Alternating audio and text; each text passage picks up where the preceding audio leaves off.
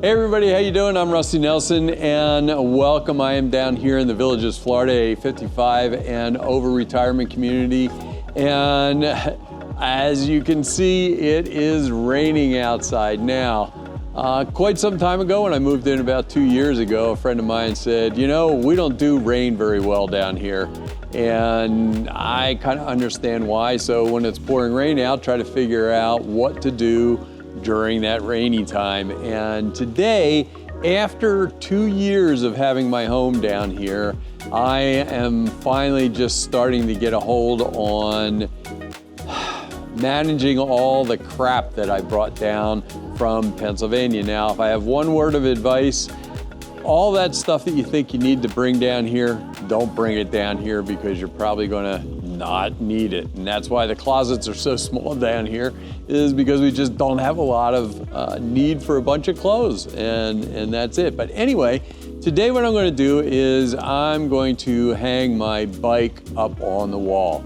And I decided to do this just because of my own personal kind of thing. As I turn the camera around here in a few seconds, you'll see the garage is kind of a mess, but I originally was thinking that I was going to hang it from the ceiling and then I was going to put it just over in the corner, but I kind of found a way to hang it on the wall by actually grabbing a hold of the pedal and holding it up that way. And you'll see here in a second that it looks like it's fairly easy to install. I'm going to show you how I installed it. And we'll take a look at what you may want to think about if you're going to install it on a wall that's made out of concrete, in other words, cinder block like I have, or if you want to install it on a wall that has wood studs in it. And you may want to think about two different ways to do that. And I actually have two different units to take a look at to see how this works. Now, I've never done this before, so as always, watch this with a word of caution because I may have to regroup and try it again, but we'll see how it goes the first time. Let's go ahead and get started.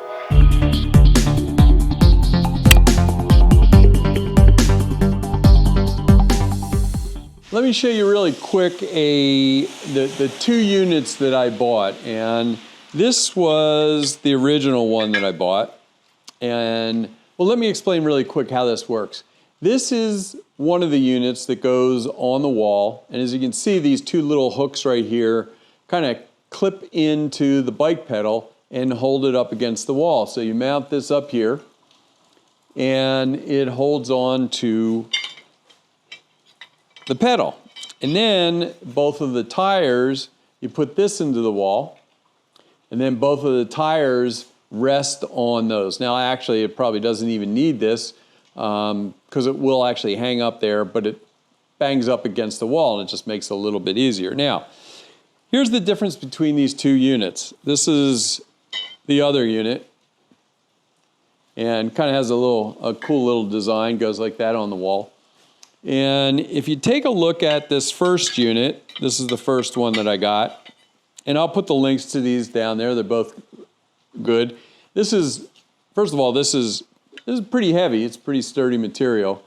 But if you take a look at the two holes up top right here, they are very close together.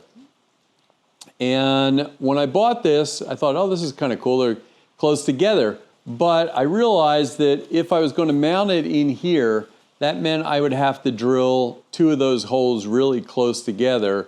And doing that in concrete, I was afraid that once I put pressure on the bolts that go into there, that it may start chipping away or kind of crack the concrete and make it less stable. With that said, if you take a look at these, that they're real close, if you're going into a wood stud, this may be a better option because if you can hit that stud right, you can drill into the wood. Both of these will go into the wood and you have a small center one right there to go into the wood. Now, the units that the tires rest on with this Borgen, whatever, however you pronounce it, this is what they look like. And as you can see, they're not adjustable at all, so you can't quite fine-tune those. Now, on the other hand, sorry about that, I had to walk away for a second and put that down.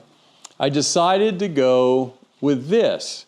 If you take a look at this, there are 4 places you can put a hole. Plus that is kind of cool looking with a sprocket, a little more decorative. But there are 4 holes here, which kind of separates those 4 holes. And also this has a little bit of a padding in it. But also the units that go onto the wall, because they have these X's in here, they can be fine-tuned, adjusted a little bit. At least in theory, this is the way I was thinking about it. So because of the concrete and being able to adjust these a little bit, I decided to go with this unit. And since I bought it at Amazon, I'll just go ahead and return that one in the box, and I end up with what's better for me. So you may want to think about that when you're ordering it. I'll put both of these links down below, and well, let's go ahead and get started on this installation. First thing you may want to do is hold the bike up against the wall where you're going to put it, and realize that different bikes will tilt different ways. So the first thing we're going to do is install the hook first, and then try to figure out, depending on your bike, because some bikes have wheels that are smaller in the front, in the back, and that type of thing, and hang a little bit differently, but you want to take it and put it up there. Now what I did was, so that I could mark the spot, I took and put a little piece of painter's tape on there. And then just kind of put this up right around there and place that right there, and it just kind of stuck the tape on the wall, and that kind of marks the spot. Then what I did is, check this out, put some tape on the back of this, sticky tape. It's actually a little Velcro, and I took that and put that up against the wall, as you can see right here, and marked it. It's one of those little pieces of Velcro that kind of sticky on there. And then one more time, like they say, measure 10 times and cut once. And just to make sure that I'm going to be able to get it up there. And that should fit fine. So that's it. Now comes the scary part, drilling. Now, a lot of people don't know it, but in your iPhone, we can take a look at that, you probably see that. You can put an app in there that is a bubble level. So that's what I'm going to do. Just take this and put this up here across here.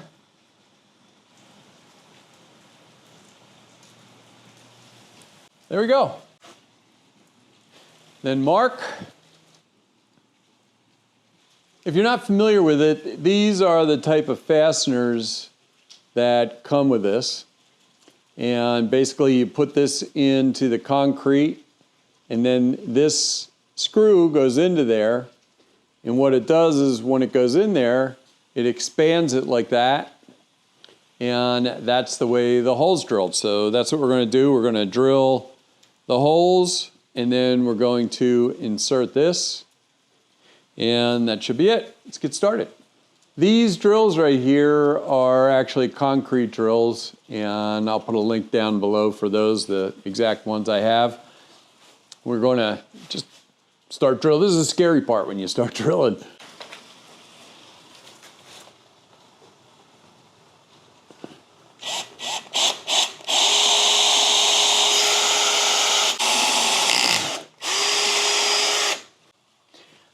I'm going to take and insert the first one and make sure that it's in there right. And then before I drill the rest of the holes, and then I will drill the rest of the holes. Before I start drilling the second hole, I just want to put this up here and make sure that if this is centered, the second mark is still in place in case that moved at all. Let's go ahead and drill the second hole. Now, one thing you want to make sure of is that with these cinder blocks, remember that there's a brace that goes through here, so you kind of want to get into the center of that.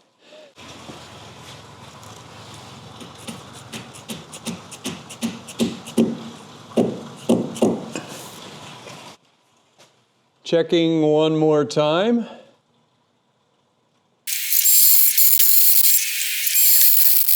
All right, of course, you may see the lights changed outside as soon as I start doing the project. The sun starts to come out, but in theory, this is going to go up here, and we'll see how close we got.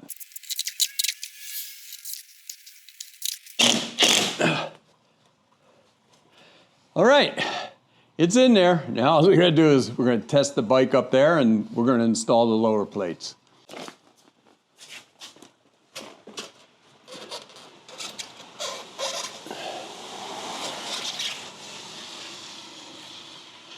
All right, so far that looks pretty good. And best part about it is it's actually above my head. What I've done is take the first little brace, and the bike's just holding this up against here, making sure that my upper handlebar still clears right there, and making sure that the pedals are straight up and down, because once you put this up here, you know, you want to make sure the bike's in the exact spot where you want it to be, and then I'll put the second one on back there. But right now I have about an inch clearance up there, so that looks like that's going to work out pretty good.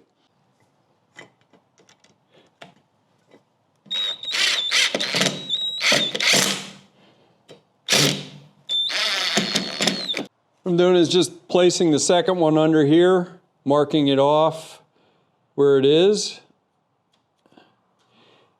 And then we'll take the bike, put the plate back up there and go ahead and drill a hole.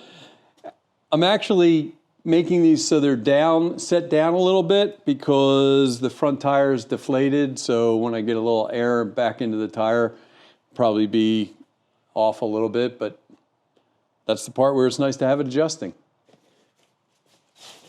All right, here goes the true test.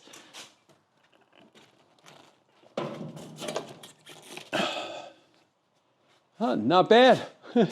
I'll take it. Now, the cool thing is that, so I don't have this up as high as it can go because I have the garage door right here.